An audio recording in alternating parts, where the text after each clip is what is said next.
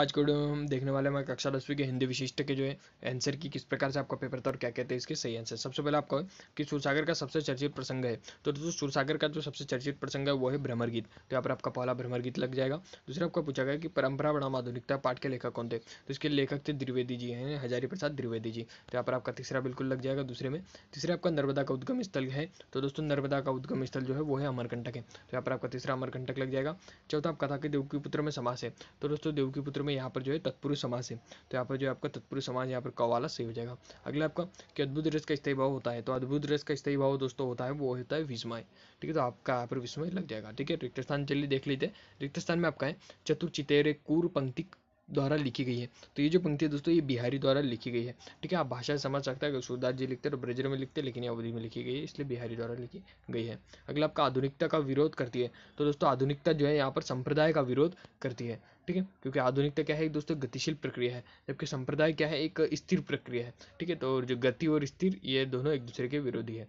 ठीक है, अगला आपका इस सुश्रुत संहिता में शल्य यंत्रों की संख्या बताई गई है, तो इसमें जो है 101 की बताई गई है, यानी आपका पहला वाला यहाँ पर बिल्कुल सही लग जाएगा।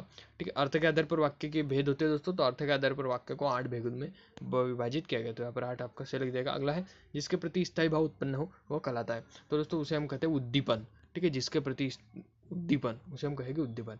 ठीक है, अगला आपका साधु से क्या नहीं पूछनी चाहिए, तो दोस्तों साधु से हमेशा ज्ञान पूछना चाहिए, उसकी जाति कभी नहीं पूछनी चाहिए। तो यहाँ पर हमें क्या पूछा है, नहीं पूछनी चाहिए, तो यहाँ पर हम जाति लिख देंगे कि साधु से जाति नहीं पूछनी चाहिए।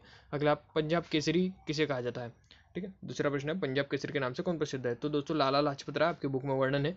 ठीक है, लाला लाजपत राय जी जो है पंजाब केसरी के नाम से जाने जाते हैं। अगला आपका शल्य चिकित्सा के प्रवर्तक कौन है, तो दोस्तों आपको याद रखना है जो सुश्रुत जो है आपके शल्य चिकित्सा के जनक है। ठीक है, तो आपका सुश्रुत आ जाएगा। ठीक है, अगला आपका उपासना करने वाले को क्या कहलाता है, तो दोस्तों उपासना करने वाला जो आपका उपासक कहलाता है।